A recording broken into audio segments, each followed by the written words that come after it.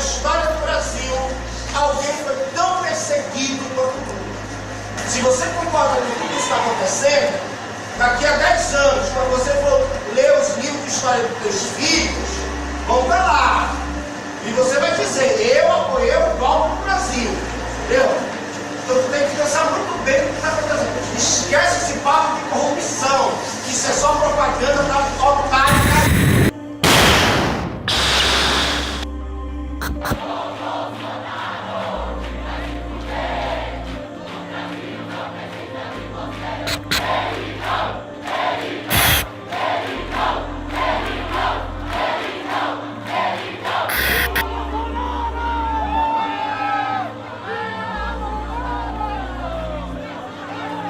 A performance de um artista nu no Museu de Arte Moderna de São Paulo, embora a gente não entenda como isso é considerado arte, gerou polêmica e causou revolta em todo o país. A cena que causou polêmica mostra mãe e filha interagindo com o corpo deitado nu no chão. O homem não quer chegar em casa e ver seu filho brincando com boneca por ter sido orientado nas escolas. A ideologia de gênero é um câncer extremamente prejudicial às crianças e que não tem embasamento científico nenhum. Um projeto de lei da deputada Érica Cocai e do deputado Jean Willis quer permitir que crianças possam, sem a autorização dos pais, trocar de gênero. A internet estava cheia de denúncias sobre abusos de professores em sala de aula. E as pessoas se perguntavam sobre quais os limites os professores deveriam ter. Neste momento, o movimento Escola Sem Partido ganha destaque e visibilidade. O debate da chamada Escola Sem Partido tem sido polêmico. Há quem os defendem que professores devam seguir limites rígidos ao tratar em sala de aula de questões como política, religião e sexo ou gênero. O projeto Escola Sem Partido consiste, basicamente, numa lei que torna obrigatória a fixação em todas as salas de aula do ensino fundamental e do ensino médio de um cartaz com os deveres do professor. Esses deveres já existem, eles decorrem da Constituição Federal e da Convenção Americana sobre Direitos Humanos. O que diz o cartaz com os deveres do professor? Bem, o primeiro dever diz o seguinte: o professor não se aproveitará da audiência cativa dos alunos para promover os seus próprios interesses, opiniões, concepções ou preferências ideológicas, religiosas, morais, políticas e partidárias. Esse é o primeiro dever do professor. Segundo dever do professor: o professor não favorecerá, nem prejudicará ou constrangerá os alunos em razão de suas convicções políticas, ideológicas, morais ou religiosas ou da falta delas. Este dever também já existe. Terceiro dever do professor: o professor não fará propaganda político-partidária em sala de aula, nem incitará seus alunos a participar de manifestações, atos públicos e passeatas. Também este dever já existe. O quarto dever do professor: ao tratar de questões políticas, socioculturais e econômicas, portanto, o projeto expressamente prevê a realidade escolar, de que o professor, muitas vezes, quase sempre é obrigado, na aula de história e de geografia, por exemplo, a tratar de questões políticas. Pois bem, ao tratar de questões políticas, socioculturais e econômicas, o professor apresentará aos alunos, de forma justa, isto é, com a mesma profundidade e seriedade, as principais versões, teorias, opiniões e perspectivas concorrentes a respeito da matéria. Esse dever decorre do pluralismo, do princípio constitucional do pluralismo. E quinto dever do professor, nada mais é do que a reprodução do artigo 12, item 4 da Convenção Americana sobre Direitos Humanos, que diz o seguinte: o professor respeitará, na verdade a Convenção estabelece que os pais têm direito a que seus filhos recebam a educação religiosa e moral que esteja de acordo com suas próprias convicções. Pois bem, o que o projeto prevê é que o professor deverá respeitar este direito dos pais sobre a educação religiosa e moral dos seus filhos. Nisso consiste, basicamente, o projeto Escola Sem Partido. É disso que se está tratando na comissão especial da Câmara dos Deputados. Eu tenho falado muito sobre Escola Sem Partido. Parece que, na verdade, eu não consigo falar de outra coisa a não ser do Escola Sem Partido. E foi uma causa a que eu me dediquei de corpo e alma nos últimos, pelo menos nos últimos 10 anos, sabe? Eu entreguei mesmo todas as minhas energias, as minhas melhores energias, eu dediquei a essa causa, né? E o movimento Escola Sem Partido, uma causa feita substancialmente por uma pessoa só, conseguiu pautar uma eleição presidencial. Audiência pública, mais uma, né? Escola Sem Partido. Inicialmente, passo a palavra ao professor. Fico muito feliz porque nós temos chance de mudar esse Brasil. Entre esse material, Bonner, estava esse livro lá, Bonner. Na biblioteca das escolas públicas tem. Olha só, não vou mostrar. Não mostrar se as crianças não, mas é um livro escolar, é para criança. É um livro para criança. Os pais não sabem que isso está na biblioteca. Então, quem diz que o Escola Sem Partido fracassou é um imbecil.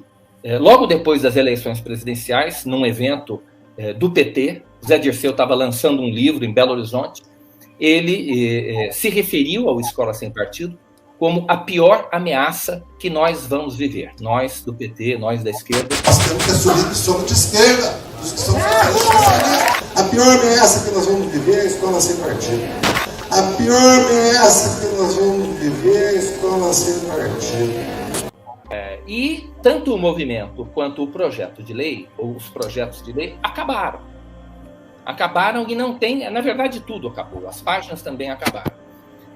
Graças ao abandono, né, que a coisa foi lançada no abandono pelo Bolsonaro, pelo grande líder, aquela pessoa na qual os conservadores depositaram as suas esperanças, né, e assim foi eleito, abandonou a Escola Sem Partido e passou a boicotar o nosso movimento. Nunca mais mencionou a Escola Sem Partido, e isso solapou as bases de sustentação social e política do nosso movimento. Muitos ainda não se convenceram que o trabalho no nosso canal é o que vai vencer a direita.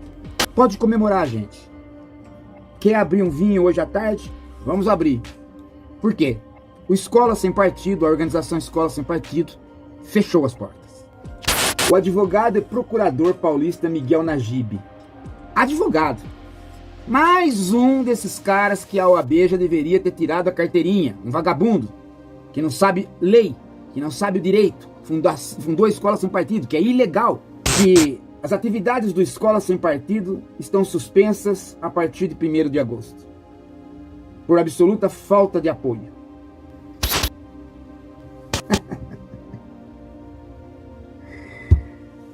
Sem o presidente Bolsonaro apoiando, não é possível avançar, ele diz. E o presidente Bolsonaro parou de falar no assunto, ele diz. Está sozinho. Derrotado. Acabou também prejudicando em alguns aspectos e criando um estigma de inconstitucionalidade para a proposta da Escola Sem Partido. É óbvio que não é inconstitucional, não pode ser inconstitucional.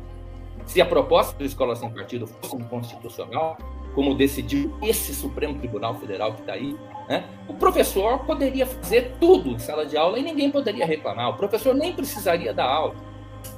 O professor poderia dar aula de religião ou atacar a religião dos alunos. Então, seria um completo absurdo se a proposta da Escola Sem Partido fosse, de fato, inconstitucional, e não era, impossível.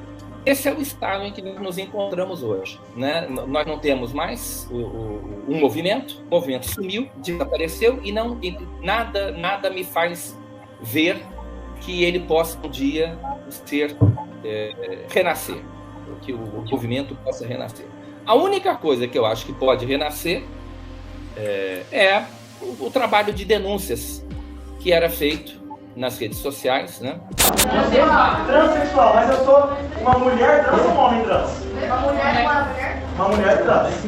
Agora, se eu tivesse nascido no sexo masculino, se eu me identificasse enquanto homem, eu seria o quê? Um homem cis. Se eu nasci no sexo biológico masculino e me identifico com o meu gênero, um homem, eu sou um homem cis. Você sabia que os direitos das mulheres, no eventual governo Bolsonaro, serão diminuídos, achatados ou até por alguns eliminados? E eu ouço falar mulheres que dizem que vão votar no Bolsonaro. Era a mesma coisa que convidar um pedófilo para entrar para dentro. Eu estou usando aqui uma redundância proposital, entrar para dentro da tua casa, isso é redundante, mas eu estou sendo propositalmente redundante, deixando os seus filhos e filhas aos cuidados dele. Eu vim expor aqui o meu caso, que começou em 2013, e agora é uma ação de danos morais no Tribunal de Justiça de Santa Catarina. Ao início das aulas, os meus colegas me denunciaram para a professora, porque eu tinha algumas fotos na internet com minha família, meu pai, e alguns versículos da Bíblia. E aí a professora resolveu me mandar uns e-mails questionando como é que eu ousava publicar na rede social pensamentos assim tão perigosos. Pedi para a equipe transmitir um áudio. Todos nós estamos aqui estudando, passamos, nós mulheres, num programa de mestrado, foi porque nós podemos. E nós podemos porque algumas pessoas do passado fizeram o caminho. Que não se nasce mulher, torna-se mulher. O mais importante movimento do século XX é o feminismo, e a mais importante revolução provocada por essa onda é a revolução sexual. Então, se nós acreditamos nisso, se nós estamos aqui nesse curso, nós passamos nesse curso, nós estamos aqui porque nós nos matriculamos dentro de uma... Olha só o que ela vai dizer aqui, ó. Se nós estamos aqui nesse curso, é porque nós nos matriculamos em uma perspectiva de pensamento. Mas eu não me matriculei numa perspectiva de pensamento. Me matriculei no ensino público. Público. Quer dizer que se eu... Não importa a minha religião, minha concepção, se eu for feminista ou antifeminista, isso independe da minha participação nessa disciplina. E a professora tem a obrigação de ser impessoal na avaliação dos meus trabalhos. Inclusive, sobre isso, ainda há um detalhe. Durante todo o tempo em que ela não resolveu me atacar dessa forma, eu realizei todas as atividades que ela solicitou. Inclusive, ela sabendo que eu era cristã, uma das atividades que eu apresentei sem nenhuma resistência, sendo subserviente ao que a professora pediu, era um livro chamado Eunucos por Amor ao Reino, onde eu tinha que explicar para a turma de que forma a Igreja Católica era desde a sua raiz misógina. Em voltar a fazer isso, apenas para que não se diga que a doutrinação acabou, porque o Bolsonaro já está dizendo isso, por incrível que pareça, ele em mais de uma oportunidade já está dizendo que praticamente hoje não existe mais doutrinação, que a sexualização das crianças praticamente zerou no nosso governo. Eu sou capaz de colocar as páginas do Escola Sem Partido no ar novamente para mostrar que ele está mentindo. Eu entendo que os ataques que o Olavo de Carvalho passou a fazer ao Escola Sem Partido, a partir de um determinado momento, porque até 2016, o Olavo havia sido, e desde o nascedouro, desde 2004, o Olavo havia sido um apoiador incondicional do Escola Sem Partido, dessa iniciativa. Ele nunca levantou, inclusive, um nome, nunca levantou um problema em relação à Escola Sem Partido. Todos absolutamente desesperados, porque vão perder suas boquinhas, como sempre. Só que, nessa luta, eles estão empregando um instrumento uniforme. Todos usam o mesmo truque, que é pegar os objetivos da Escola Sem Partido, apresentar como se fosse deles e fazer de conta que a Escola Sem Partido está pregando o contrário. Eu já fiz algumas críticas à estratégia do movimento Escola Sem Partido, porém, os objetivos, os valores que ele propõe são absolutamente inatacáveis e têm que ser defendidos até o fim. Até 2016. E devo dizer, inclusive, que o Olavo me ajudou a redigir os 6 deveres do professor. Então ele participou ativamente, ele acompanhou o nascimento da Escola Sem Partido, ele nos apoiou no princípio, mas a partir de 2016... quando a Escola Sem Partido passou a ganhar visibilidade, ele começou a fazer críticas ao movimento.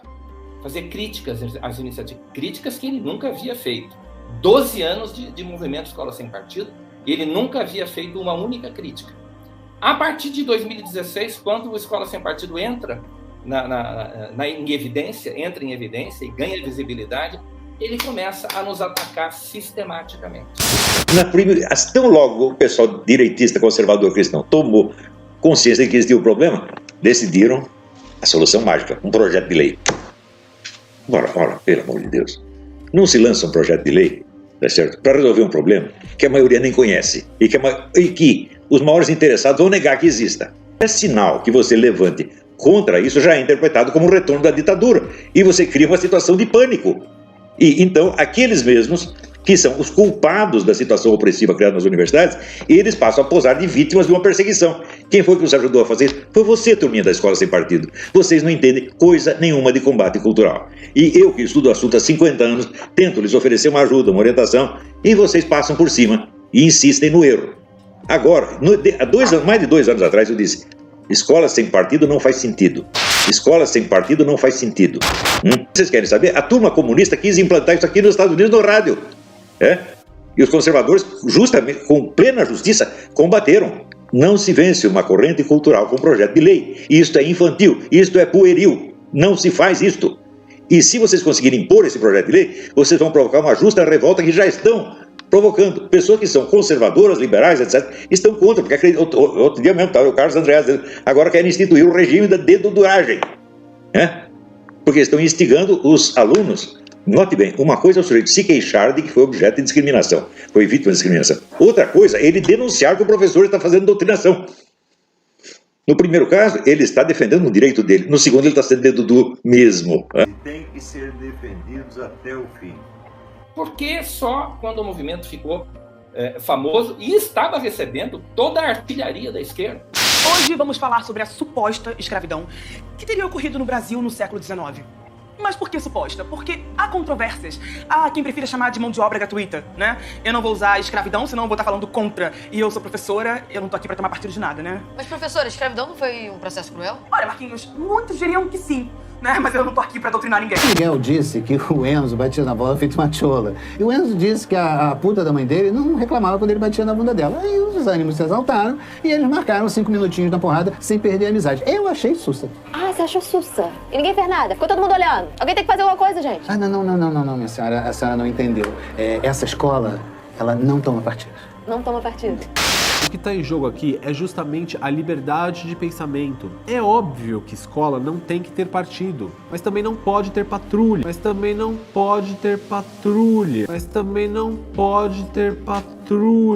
Em vez de incentivar os alunos a filmar os professores em sala de aula, como fez essa deputada, por que ela não se esforça em defender a proposta do professor bem remunerado, por exemplo? Em outras palavras, censura. Né, de que seria algum tipo de censura, mas o projeto que está sendo apresentado, que está sendo discutido aqui na Câmara Federal, não cria nenhum tipo de sanção, não cria nenhum tipo de nova obrigação para o professor. Ele só esclarece para o aluno os direitos que ele tem, os deveres que o professor tem, porque o professor já tem acesso, a partir do momento que ele passa no concurso, ele já é instruído, ele já tem acesso a todas aquelas informações. Agora, o aluno não dispõe da mesma informação. Mas se você quer um problemão mesmo, a gente pode discutir sobre os 12 milhões de analfabetos que a gente tem ainda no nosso país. E atacar um espantalho, né? Muitas vezes falam que, não, mas educação tem outros problemas. Tem escola que não tem telhado, tem escola que não tem bebedouro, tem escola que não tem giz, tem escola que não tem giz, tem escola que não tem lousa. Mas tudo bem, os problemas se resolvem um de cada vez, um em cada comissão, um em cada projeto. E não é porque a gente não acabou com a fome na África que a gente não pode tapar um buraco na rua. Escola sem partido é uma asneira sem tamanho, é uma bobagem conservadora, é coisa de gente que não é formada na área e que decide ter uma ideia absurda, que é substituir o que eles imaginam que seja uma ideologia em sala de aula por outra ideologia, que é uma ideologia conservadora. E nós caminhamos para uma única pergunta: de que partido será a escola sem partido? Outra acusação bastante frequente é de que se trata de um projeto de direita, né? Agora, quando você pergunta especificamente qual é o artigo que diz que é permitido doutrinação de direita, é permitido doutrinação sobre liberalismo, é permitido uma perseguição caso o aluno não seja cristão, caso o aluno não seja capitalista, ou caso o aluno não goste de Mises, de Hayek, ou ele não acha o capitalismo uma maravilha, não existe esse artigo, né? A escola sem partido serve tanto para a direita como para a esquerda, não importa qual é a razão, qual é o pressuposto que está sendo utilizado para perseguir o aluno. Até o Miguel Najib, idealizador do projeto, falava hoje mais cedo que nesse momento existe sim uma prevalência da esquerda na academia, né, nas escolas, mas futuramente pode ser que isso se inverta. E é de completo interesse também da esquerda que não haja esse tipo de doutrinação, uma vez que a direita esteja no poder. A escola não deve ser utilizada como um aparelho político de nenhum dos lados, né? A escola ela é um instrumento de Estado. É uma política que tem que sobreviver independentemente do governo que esteja no poder. Justamente neste momento, ele começou a soltar os ataques, a solapar a credibilidade da escola sem partido, né? E isso veio num crescendo até novembro de 2018. Em novembro de 2018, ele descarregou no YouTube um vídeo de 20 e poucos minutos, onde ele acabou com a escola sem partido. E esse vídeo teve um impacto particularmente forte nos filhos do Bolsonaro, especialmente no Eduardo, que era Olavete na época, não sei se continua sendo. Pode botar então, mudar, deixa a mesma coisa, escreve escola com partido. Na verdade, o nome certo é com partido. O que diz o projeto? Se um professor quiser usar o espaço cativo vai dizer que o partido A é melhor que o B, o aluno pode fazer o contraponto, dizer que o B é melhor que A e não sofrer retaliação. É isso que diz o projeto. E aí, na época, veja só, na época, isso aconteceu, esse vídeo, foi curioso até, esse vídeo o Olavo postou um dia depois do Zé Dirceu ter declarado naquela pizzaria de Belo Horizonte que o Escola Sem Partido era a pior ameaça que a esquerda iria viver. Um dia depois, o Olavo de Carvalho vem e detona o Escola Sem Partido pelo YouTube. Mas eu lembro que quando esse vídeo do Olavo de Carvalho foi postado no YouTube, dia 13 ou 14 de novembro de 2018, o Ricardo Vélez já havia sido convidado para ser ministro da Educação. O Bolsonaro nunca tinha ouvido falar em Ricardo Vélez. E o Olavo e o Bolsonaro entregou o Ministério da Educação, né, nas mãos desse desconhecido que havia sido indicado pelo Olavo de Carvalho. O presidente eleito Jair Bolsonaro anunciou agora à noite o nome do futuro ministro da Educação. Será o filósofo colombiano Ricardo Vélez Rodrigues. O anúncio foi feito pelo Twitter. Então veja, isso o Vélez conta na biografia dele. Ele disse que ele foi convidado no começo do mês de novembro, se eu não me engano, dia 6 ou dia 9, algo assim. Mas o convite só foi tornado público no dia 22 de novembro. E esse vídeo do Olavo foi postado nesse interregno, nesse intervalo de tempo. Então, é claro, é óbvio, do meu ponto de vista, que o Bolsonaro, ao colocar o MEC, ao entregar as chaves do MEC na mão do Olavo de Carvalho, ele disse assim, olha, entrega para quem você quiser. E o Olavo entregou para o Vélez. Né? É evidente que o Bolsonaro estava seguindo a orientação do Olavo de Carvalho, que era muito clara em relação ao Escola Sem Partido. Né? Ele dizia que, nesse vídeo, que o Escola Sem Partido era coisa de gente burra. Então, o Bolsonaro entregou as chaves do MEC na mão na mão do Olavo de Carvalho, que entregou na mão do Vélez. De qualquer maneira, seria apenas como não é mais possível acabar com esses abusos, né? Só é possível denunciá-los, então seria uma coisa bastante penosa de fazer, né? Você denunciar um crime que não pode ser combatido, que não pode mais ser combatido. É muito penoso isso, né? Antes o Escola Sem Partido denunciava, mas apresentava uma proposta, apresentava uma solução. E hoje não é mais possível, não existe mais solução para esse problema, na minha opinião, né?